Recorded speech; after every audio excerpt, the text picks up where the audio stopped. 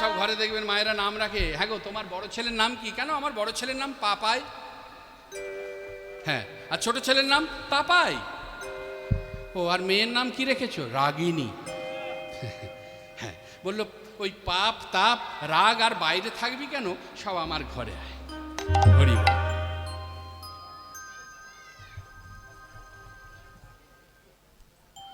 সেই জন্মের আনন্দ উপভোগ করছেন সে আদিসপ্তক গ্রামের মানুষ।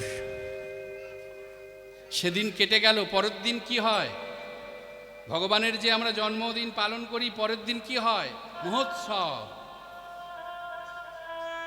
এই মহোৎসবের দিন, যেটাকে জন্মদিন পালন করছে, মহোৎসবের দিন কি করছে? আমাদের মতন জন্মদিন পালন নয়। এই জগৎ সংসারে আমরা করতে যাই এক আর হয়ে যায় এক।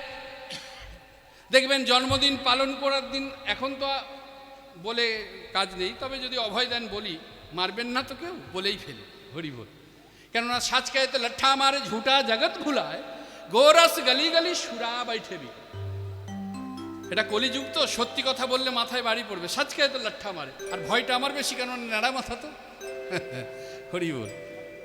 সাজকায় তো লঠা মারে ঝুটা জগৎ ভুলায়, মানে মিথ্যে কথায় জগৎ ভুলে আছে।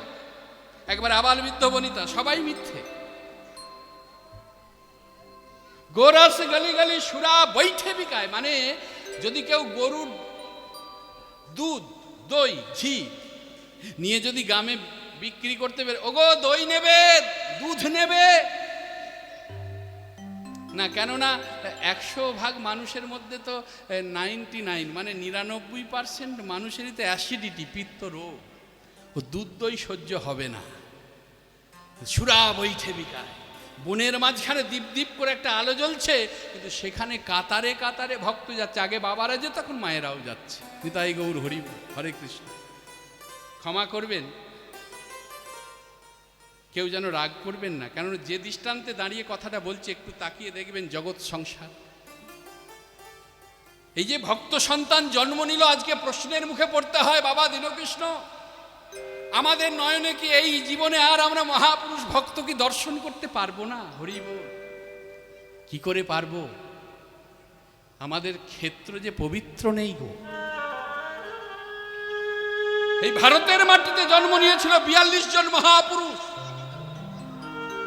এই ভারতের মাটিতেই এসেছেন ভগবান বারে বারে লীলা করতে, অন্য দেশে কিন্তু নয়। কেন না? বিদেশি নারীদের মধ্যে ছিল মেলেচ্ছতা, তাই তাদের গর্ভে আসেনি। কিন্তু ভারতের নারীর গর্ভ, ভারতের নারী ছিল পবিত্র, সততা, পবিত্রতা, একনিষ্ঠা, একাগ্রতা। কিন্তু আজকে হারিয়ে গেছে সব। সব বিদেশি আচরণ টানছে ভারতের নারী হয়ে। তাই সকলের চরণে নিবেদন জানিয়ে যায়, দীনকৃষ্ণ মাগো, ওই ক্ষমতাটা তো তোমাদেরকেই দিয়েছে, আমাকে তো দেয়নি, আমাদেরকে তো দেয়নি। আমি তো ইচ্ছা করলে আর গর্ভে ধারণ করতে পারবো না। তাই তোমরা চেষ্টা করো তোমাদের গর্ভটাকে, অর্থাৎ ক্ষেত্রটাকে পবিত্র রাখার। অনেক অনেক জীবনে ভক্তের প্রয়োজন রয়েছে। যেভাবে অন্ধকারে আমরা হারিয়ে যাচ্ছি, ভক্ত না এলে এই অন্ধকার থেকে আমাদের আলোর পথ কে দেখিয়ে নিয়ে যাবে? আজকের দিনে এবার বিদেশি আচরণ কেমন? একটা গান আমরা শুনতাম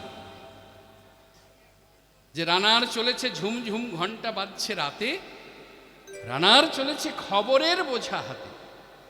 একটা গান শুনতাম না, মাঝে মাঝে বাজে এখনো। কিন্তু এখন তার খবরের বোঝা বইতে হয় না রানারকে, এখন হয়েছে তার বদলে খাবারের বোঝা। অর্ডার হয়ে গেল, খাবার একবারে বাড়িতে এসে পৌঁছে গেল। তার ছেলের জন্মদিন বলে কথা, অর্ডার হয়ে গেছে, বড় একটা কেক বাড়িতে চলে এলো, স্পেশাল স্পেশাল গেস্ট আমন্ত্রণ হয়ে গেল। হরি বল। এবার সেই কেক টেবিলের মধ্যে সাজিয়ে মোমবাতি তাতে দিয়ে মোমবাতিটা জ্বালা হলো। এবার সকলে মিলে হাতের তালি দিয়ে কি যেন একটা বলে, হ্যাপি ভাত দে তুই, না কি একটা বলে যেন।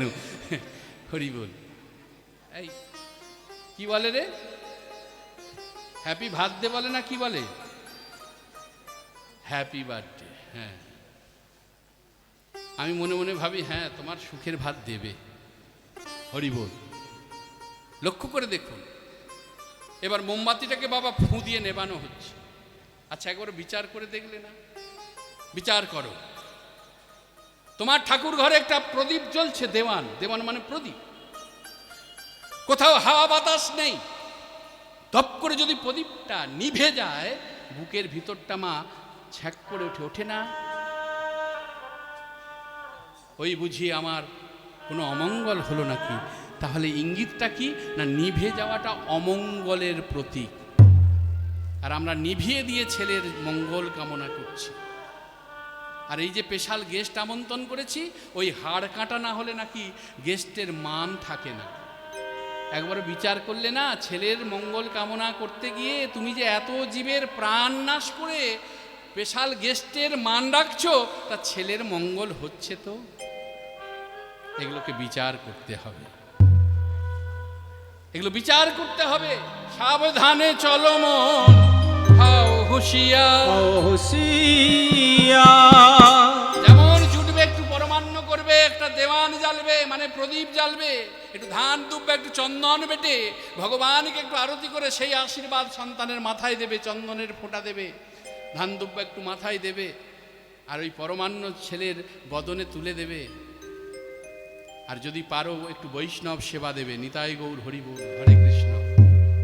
বৈষ্ণব সেবা মানে যেন আবার ভেবে নিও না যে আকণ্ঠ, মানে একবারে আকণ্ঠ এত পর্যন্ত তাকে ভালো মন্দ মিষ্টি মিষ্টান্ন যদি খাইয়ে দিই এটাই বৈষ্ণব সেবা, এই ভুল যেন করো না। কেননা এমনও কোনো বৈষ্ণব আছে, মনে করো তার এখন 600-700 সুগার, সে তো আর মিষ্টি খাবে না তোমার, তাহলে কি বৈষ্ণব সেবা দেবে? তাহলে বৈষ্ণব সেবা মানে এগুলো জানতে হয়। বৈষ্ণব সেবা কাকে বলে? ওই শুধু আকণ্ঠ ভরে সেবা নয়। কারো হয়তো মলিন বসন, অর্থের অভাবে বৈষ্ণব একটা বসন কিনতে পারছে না, তাকে একটা বস্ত্র কিনে দাও।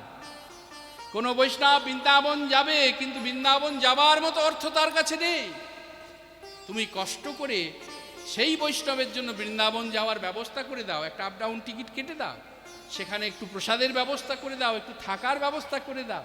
হরি বল। কোনো বৈষ্ণব ভাগবত পাঠ করতে পারে, একটু গীতা পাঠ করতে পারে, নিতাই গৌর হরি বল, কিন্তু অর্থের অভাবে বৈষ্ণব ভাগবত কিনতে পারেনি, তাকে একটু ভাগবত কিনে দাও। কোনো বৈষ্ণব বয়স হয়েছে, সারা জীবন গ্রামে নাম বিলিয়েছে, আজ সে চলতে পারছে না, সেই বৈষ্ণবের জন্য একটু বাড়ি বয়ে দাও, একটু মানে জল বয়ে দাও, তার একটু বসনটা কেচে দাও। বৈষ্ণব সেবার অনেক অনেকভাবে সেবা করা যায়। হ্যাঁ, এইভাবে বৈষ্ণব সেবা করতে হয়। তাই সে একটু বৈষ্ণব সেবা দেখবে, তাহলেই মঙ্গল। তা জমিদার বাড়িতে কিন্তু সেই রীতি রেওয়াজি রয়েছে। দেব সেবা, ভক্ত সেবা, বৈষ্ণব সেবা, বস্ত্রদান, অর্থদান, একবার মেলা বসে গেল।